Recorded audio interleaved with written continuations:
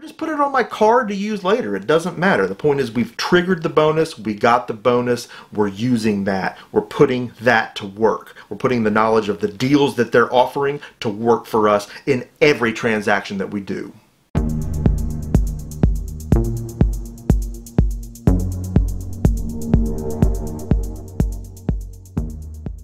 What's up, everybody? It's your boy MC Murr here, and welcome back to another fantastic video. We've got a majorly important topic to tackle today, a key part of the backbone of Murrconomics. That's right, the financials, what keeps this operation going, tactics that are important for you as well to be using in your game hunting and funding this fantastic hobby that we all share. Hey, before we get started, if you haven't already done so, I hope you're going to drop a like on this video. And if you haven't already done so, I hope you're going to subscribe to the MC Murr Show. Be a part of what we got going on here. Today we're talking about GameStop trading. That's right. Trading in games or whatever you have, reaping major rewards. What all comes with that, why it's such a key part of Murrconomics and what I do, and what it can do to help you. We've got to talk about the do's and the don'ts, and it is not anywhere near as simple as it probably sounds. And you're probably thinking, oh, I've traded in things to GameStop, I know how that works. Wrong! So much goes into it, so much more than you're even thinking, and we're going to get into all that stuff today. The reason this is coming up now is GameStop has once again started to show us some really big trade bonuses out of nowhere, and they're not always tied to anything. We've seen recently 2 major 50% trade bonuses added to the usual trade credit that they offer, and it's important that we're capitalizing on these when they offer them. I gotta tell you, I did not pay for any of my Gen 8 consoles. None of them. They were free.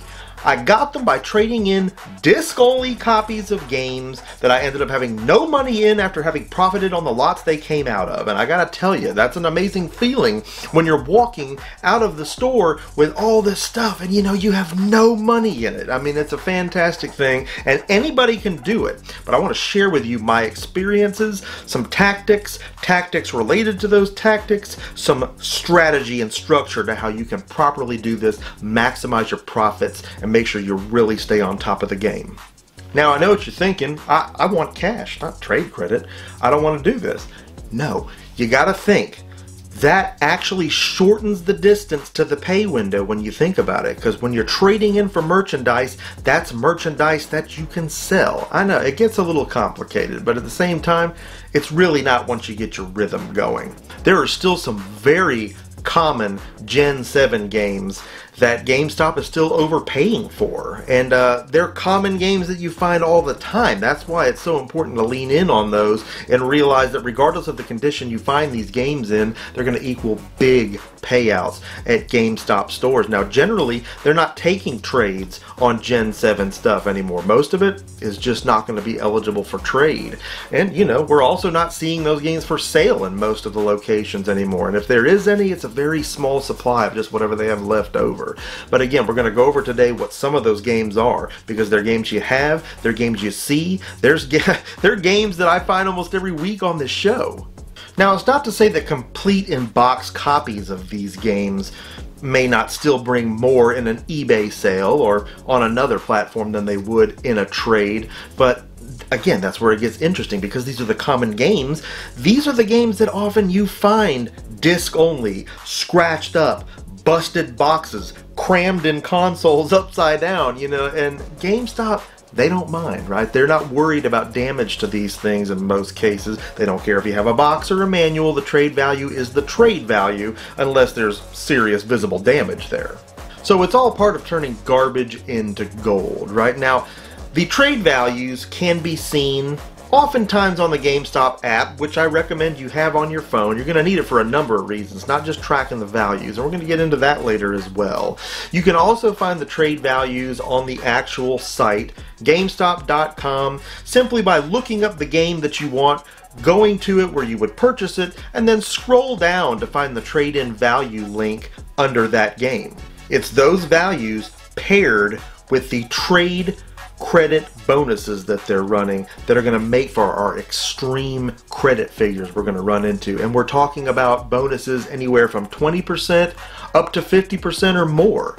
That's what we got to look out for, and you got to know how to find out when those deals are being done. And a good place to start is to check the weekly ad, because it doesn't always say on the app, and it should, but the app, I don't know, it's hit or miss. The weekly ad, though, often does reflect a trade deal going on.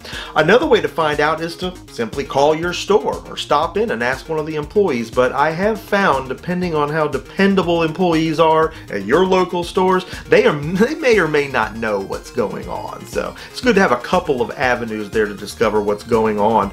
Often the bonuses can be attached to the pre-order of a game, which is fine, and sometimes they're just sitting out there. Sometimes GameStop gets in the modes where they're wanting to buy a lot of products.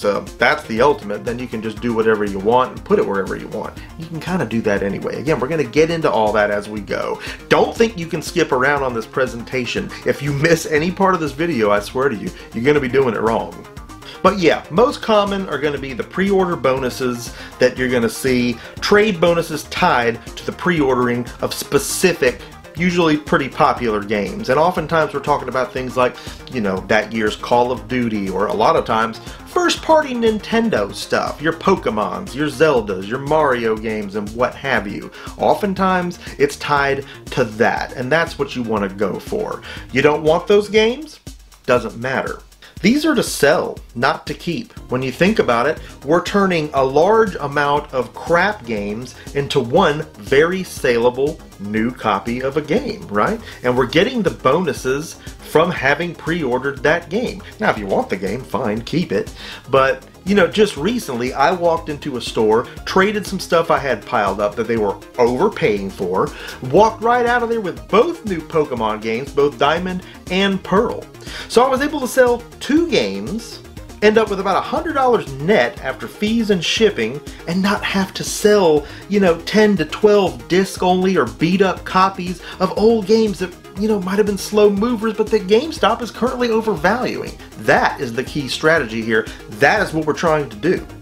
And again, we want cash. Why can't we just take cash? Well, you probably know, taking the cash option on the trades, it's significantly lower than what the trade credit is that GameStop offers. I think all of you know that. And when you do that, you usually are disqualified from the bonuses. It has to be trade credit. So to maximize the value of what we're getting, we'll turn it into cash later, we've got to get those bonuses stacked on top of the already beefed up trade values that they're offering on these games. I'll run through those reasons again with you. Less items to sell means less items to be lost in the mail, and, you know, less items to have potentially returned to you. And you definitely know they're working, right? Because they're brand new games. Number 2, new releases are more desirable than anything you're selling, more than likely, unless you found a box of little Samsons. So again, you're talking about quicker turnarounds too, putting that cash in your pocket much faster. And although you're paying fees and shipping, obviously, by making an eBay sale or a sale on another platform, it's still less than the loss you're going to take if you're going to go with a cash option, trading these games and not getting these bonuses. So it's just a fantastic option. Now, the list is long. There's a lot of games out there that they're overpaying for, but I want to go over a few of them right here before we get any more in detail in this presentation. I want to show you some of these games that I'm talking about. These are the ones that you're going to find all the time. These are games you may have multiple copies of in your house right now. Take a look. I bet you can guess the first game on this list, Wii Sports. For a game this common to remain this valuable, it has to be super fun, and you know it is. I mean, regardless of the amount of copies out there, people do buy them to keep, and then you're matching big demand with a finite resource. Wii Sports was a pack-in game, and it's everywhere. I mean, by itself, or jammed in literally over half the Wii consoles I scavenged. I mean, come on, you watch the show. Wii Sports Resort 2, which has a value and demand currently running parallel to Wii Sports. Wii Sports' base trade value actually dropped during the making of this video, meaning they likely bought a bunch of them during the last promo. But at $9 base, it's still worth trading in with the promo. Maxed at 60%, you'll get $14.40 in trade value, which is above what you'd net on a $20 eBay sale of the game after fees and shipping. Sports Resort, with a base trade of $13, will earn you $20.80 with a maxed promo bonus, well over what an eBay sale of a disc copy would ever yield. We'll discuss how to hit that max 60% trade-in bonus later in this episode. Next on the list is Call of Duty Black Ops 2 for the Xbox 360. By far the best in show, and a fan favorite of the franchise, and with backwards compatibility on the One, this game remains in demand. And being a Call of Duty game, you don't need me to tell you it's common as a cold. These things sell. With a base trade value of $9, it will net you $14.40 on a max promo bonus, which is definitely in the neighborhood of the net profit on an eBay sale of even a complete in-box copy. New Super Mario Bros. Wii, or as we like to call it around our house, Red Mario. This game falls under a lot of the same criteria as Wii Sports. I mean, for every Wii out there, there's almost certainly a purchased copy of this game. And in some instances, it too was a pack-in game, adding that much more to your odds of finding it in the wild. It hit massive lows in value years ago, but it's bumped up now to a massive base trade value of $15, making a total of $24 on a maxed promo bonus trade. This is pretty much equal to the full sale price average on eBay right now for this game. Next up is NCAA Football 13 for Xbox 360. 14 is the big money maker on eBay, being the last installment of the franchise, so that leaves 13 behind in some instances, sitting in piles of common sports cheese on many a flea market or yard sale table. And GameStop hiked the prices on all the NCAA games once 14 spiked so sharply in value, which by extension spiked the trade values. Now a complete in-box copy of 13 in good condition can bring between $30 and $40. It's on the climb, but with a base trade of $9, the max promo bonus will hit $14.40, and it still may make sense to trade in a roughed up disc-only copy of the game for that guaranteed credit and the rewards points. Next we have Minecraft on PS3 or Xbox 360, another game that's beyond bestseller status, therefore there are many copies floating around. And I've found and bought countless disc-only copies for $1 a hit. There's still a big demand for the physical game on Gen 7 consoles. A complete 360 copy on eBay sells for around $25 to $30 right now. But being a game that's typically owned by kids, I find more bad condition Minecrafts out there than I do nice complete ones. And GameStop offers a base trade of $9 on the 360 version, putting it at $14.40 after the 60% buff. PS3 copies fall in just behind at only $1 less. And that's definitely on point with what you could expect in sale price of a disc-only copy on eBay right now. I also have to include the Mario Galaxy games in here. At one point, both games sold for $20 new as Nintendo Classics or Greatest Hits copies or whatever you want to call them, but this greatly diminished the resale value. It has slowly climbed back up since being out of print though, and after so many sales of an already best-selling game, they're super common to find in the wild. I find them a lot. Both games have a base trade value of $12, with a possible buff to $19.20 after a 60% promo. Even complete copies of these games on eBay may not net you $20, so these are definitely ones to consider trading in if found on a hunt. Again, the list goes on. There's a lot of them out there. And if there's any of them that you know of that I didn't mention here, feel free to put them in the comments below. You know, it's not going to hurt to add some more in there. That's what we're here to do, right? Network. Share down below if you know some other games that they're currently overpaying for. And by that, it's important to note that we mean they're paying more for those things than they're going to sell for on eBay, right? That's what we're looking for. We want to make sure that we're doing this because it's the easy out. And because it's the most profitable route. It's really the best of both worlds. Now I want to touch on some tactics, some additional things you really need to watch out for here, some very important things. Now, the GameStop Pro card, the rewards card, that's right, the card that the employees are always, hassling you with trying to get you to sign up for, that you don't want, right? But no, you do want it, and we're going to talk about why. This is another key part of the Merconomics here. You want that card because it adds 10% to your trade bonuses. That stacks with these other bonuses. 20 becomes 30%, 50 becomes 60%, and so on and so forth. Now, my goodness, it's 15 bucks. I don't want to pay that, but yes, you do. Over the course of a year of trading, which is how long the membership is good for, you're going to make that back a bunch of times, especially if you're doing the volume in these games that I think you're going to do. Now, when you sign up for the card, you get a $5 coupon, and that can be used right away. And what you will see the employees do sometimes is they'll use it right away. They'll try to tell you that getting the card is only $10 to try to up their chance of getting you to take the card, to take the bait. That's fine. Let them do it, because it doesn't matter where the $5 go. You might as well take it off the sign-up fee. Just take it. You don't need, you don't need the $5. So it's important to let them do that, but it's important to make sure, and I have heard that they do this, that they don't try to do something else, like work it into gameplay guarantees. Their little $1, $2 warranty they throw on your games when you buy them. If you're picking up any games at the time that you're signing up, they may try to just throw that on there. It depends on whatever their bottom line is, because that changes store to store, district to district. They're always worried about everything but their real bottom line. How many pre-orders are we getting? What are our pre-owned numbers looking like? How many GPGs can we sell this week? So it just gets kind of crazy. You want to make sure that they're not doing anything like that with it. It's okay to ask them to see the computer screen, see what they're doing, and that kind of ties into something else we're about to talk about. But yeah, it's good to get a look at the tail of the tape before they close you out, just to make sure everything's on the up and up. Another thing you have to watch out for are the refurb fees. If you have a disc that has some scratches, maybe you don't have a way to resurface it at home, or maybe you just didn't feel like doing it or didn't have the supplies, whatever the reason is, they're going to want to put a refurb fee on it. But that doesn't mean that they won't also just try to put refurb fees on disc-only games, because they're lazy and they don't want to have to make the fake box art for it to put it out on the shelf. If they just tag it as a refurb, they can just throw it in a box and ship it off, and they don't have to mess with it. That costs you money. That could cost you anywhere from $2 to $4 per line item. So you definitely want to make sure they're not putting defects on games that you know work well.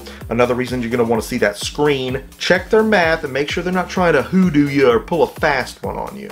Also, you got to pick your battles, right? Now, obviously, if they're trying to refurb everything you got, that's baloney. Don't let them do that. But if they're trying to put it on one game, don't die on that hill. You want to have a good rapport with your local GameStop. If this is the one that you're going to be doing the most business with, you don't want them to moan and groan when they see you coming, right? You got to kind of do a little bit of give and take. Again, pick your battles. But you can't let them, pull one over on you either. You just got to decide. Every once in a while, you're going to have to pay a refurb. I did one on my last one. There was a couple marks on the game. They wanted to send it back. Big deal. There's a line. Let's just try to be easy to deal with and just know that the good, the gain, how far we'll be in the green is going to far outweigh any in the red we may be from that one little $2 charge. But this is where the gift keeps on giving. We gotta look. You get your points, right? You have rewards points from having this card. And you get them going and coming. You get rewards points, I'm pretty sure, for signing up. You get rewards points every time you purchase anything, like any reward system. Points per dollar spent. Of course, you're gonna be taking merchandise back with this trade credit. But you get points on the trades. You're getting points on the trade dollars, the trade value that's going in. So it's a revolving door. These points are going and coming throughout the year, and these points can be redeemed, for a lot of corny merchandise that you probably don't want, but most importantly, for coupons. $5 off, $10 off, $15 off, $25 off, depending on how many points you're racking up, and you will rack them up. Because on these promos, oftentimes there's extra points too. You just never really know until until it's going on. And again, always feel free to come back to this video. If there's something going on, leave it in the comments section, date it. Let's talk. Let's network between all of us fellow gamers and make sure we're all in the know about what's going on and when it's going on. These things are always changing. There's always new deals going on. But yeah, of that revolving door of points, that's such an important part of that ecosystem, an important part of this type of merconomics. You're making money on the trades, you're making money off the products that you're turning right around and selling, and then those reward points can make coupons that you're going to put on these things later on to make your acquisitions that much cheaper and stretch these dollars even further. So it's just fantastic.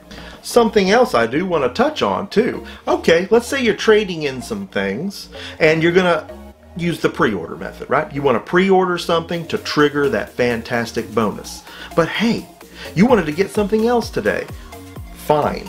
I don't know how many people know this when they do it, and I'm sure the employees don't advertise it necessarily, but if you don't already know, you can put a $5 deposit down to pre-order the game.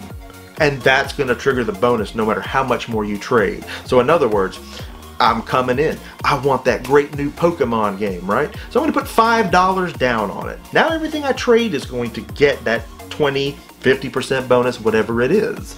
But I can just leave that $5 on the pre-order. I don't have to put the rest of the money from the trades I'm doing right then on that pre-order. Pre-order's made, and it's fully refundable if I choose to not get it later, but I'm getting the bonus right now. That can't be revoked, right? So let's say I want to get that awesome new Call of Duty game that just came out. It's already out and I want to take it home today.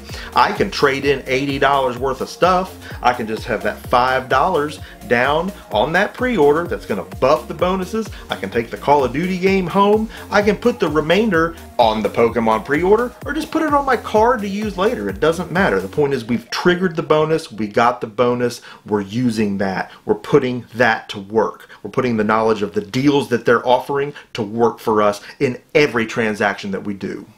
And one last tactic I'll bring up, because you'll be surprised how much volume you start doing. You can get banned, and it's kind of a soft ban. They don't want to buy too much from you, right? And I get that, so you got to be careful. Now, I don't know what they're still doing with that nowadays. It's been a few years since this has happened to me, but through no fault of my own, we did end up figuring out that there's about a $500 a month limit on how much trade credit you can get as a customer attached to that one power-up card, your membership card or just your account. Once that happens, and it did happen to me, they put a 90-day ban on my account. I could not trade anything else in. And it did lift, but at first we didn't know why it wasn't accepting my trades. The employees didn't know, the system wasn't telling them, it was just kicking it out. I ended up having to call corporate myself and figure it out, and that's how I came about this information, and that's why I'm sharing it with you. Again, you can get $500 really quick. You're trading in a bunch of stuff. You got enough copies of Wii Sports to wallpaper the Taj Mahal. You get $500 pretty quick. You'd be surprised how fast it racks up. And on that, you can't trade in too many copies of one thing or too many of one line item. And this is to prevent theft, right? Because they do have people that come in sometimes and they've got like 30 PS3 or PS4 controllers and they've just fished them out of boxes at the Target next door, you know? It's suspicious when somebody has too much of something, or if they got 4 disc-only copies of a game the afternoon that it comes out and they want to get cash money for it. It's suspicious, right? So that's why that's in place. Those kinds of things too can trigger a ban. I think on the line item limits, they'll just tell you right then, I can't take any more than, I think 2 is the magic number. You can trade in 2 of each thing. So again, these are just important tidbits to know going in. You're going to find yourself with a lot of different things. I've traded in so many different controllers, so many copies of Wii Sports, so many copies of Red Mario. It's just nuts, right? These are just things that you find a lot. But if the ban thing comes up, there's different ways you can get around it, even while you're banned, to keep the business going. I don't want to get into that on this episode because I feel like we're running long, but you can share with me in the comments below if that's ever happened to you, or if you know anything additional about how it's being handled now. And we may talk about it in a future episode, depending on the reaction we get to this one, what you can do to get around that if it happens, because there are ways, and I found ways, and I was just, you know, hell-bent on continuing to do business the way I was doing it. Again, this is all on the up and up, right? So great talk. This is something I really wanted to do on the show in light of the deals that we've seen popping back up. I think it's going to go on for a while. It's something we got to keep our eye on. It's something that can really boost all of our bottom lines if we're doing it the right way, if we're doing it when it makes sense, if we're doing it when those numbers are bigger than the numbers that we're making on other sales platforms. It's just really important to have as a convenience, as an outlet, as another way, right? You got to have all these different ways to turn the stuff that we find into money, into gold, into games we want to play, into systems we want to own. It's a gift that keeps on giving. It's just a fantastic thing to be able to utilize. I absolutely love it, and I just wanted to share it with you today. Hope you're going to share this video online, on social media, with a friend, wherever you hang out, whoever you think would benefit from this knowledge. I hope that you like this video. Hope you're going to drop a like on this video. Most importantly, if you have not already done so, hope you're going to subscribe to the MC Mer Show. Be a part of our nation, because we're rising up all the fantastic things we do right here on the show. You need to be a part of it. Make sure that you smash that notification bell. Oh, that was a good one.